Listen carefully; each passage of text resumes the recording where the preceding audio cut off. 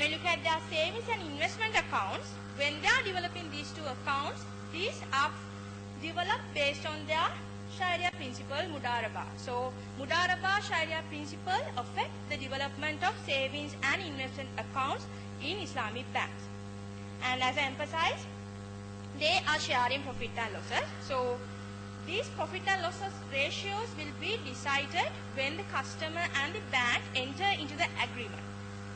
So, however, even though PLS ratios are formed at the agreement, still the actual monthly profits given to the customers differ based on their monthly earnings.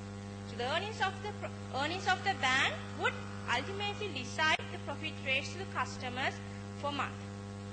But when you look at the conventional banks, we know that interest rate is only decided by the bank discretion and based on the market interest rate trends. And they are not subject to any changes with the earnings of the bank. So if I analyze their profit rates and conventional bank rates, we can see here the first circle shows the profit and loss sharing ratios. They are normally entered when they are forming into contracts. But the second circle emphasizes actual profit rates given to the customers based on their earnings. So, and one thing here you need to note that this is not only limited to Muslim customers. Any customer can go and save with Islamic banks, and there is no restrictions about the religious perspective. And further, if we compare the conventional bank interest rates and Islamic bank profit rates, we can see that generally Islamic banks offer more profit rates to the saving account holders, while less interest rate to the investment account holders in contrast to conventional banks. There is one unique finding. In addition to that, normally we know in term investment accounts, once the period increases, the customers get the more benefit. And similar circumstances can be identified in IB1 as well. Both in CB1 as well as Islamic banks, once the period of investment increases, more profits or more benefits are given to the customers in both these two banks. And when you look at the deposit composition of the two banks, we can see that savings tend to dominate in the Islamic banking deposits, while the term deposit dominates in conventional banking deposits. And these are consistent with the findings of these researchers. And if you look at the financing options of Islamic banks, we can see that both IB1 and CB1 offer these identical financing options against collateral. And when you look at the IB1, the one unique feature that differentiates it from conventional bank is that when offering these financial options also, they need to follow these main Sharia principles as indicated. And in addition to that, they follow the profit and loss sharing paradigm. Here, the profits will be shared based on an agreed ratio, but if there are any losses, it would be shared based on the capital contribution of the bank and the customer.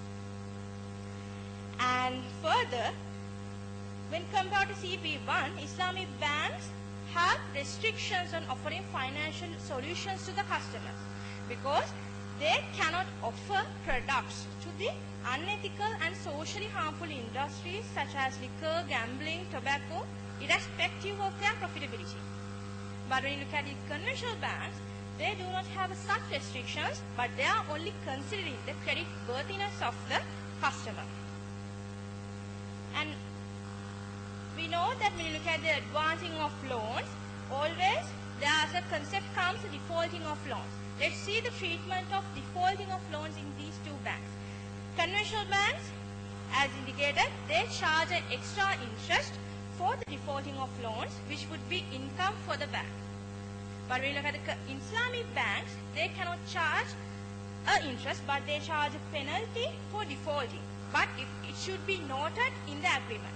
So if it's stated in the agreement, they would charge a penalty, and then it will not be considered as income for them, but would be transferred to a separate charitable fund. But if it's not stated, then they cannot charge any extra amount because there is a principle of this sharing they are adhering to. And composition of advances, we can see that in both banks, term financing dominates among the other financing solutions. And when you look at the investment side of these two banks, commercial banks they have the opportunity to invest in securities as they intend based on their preference.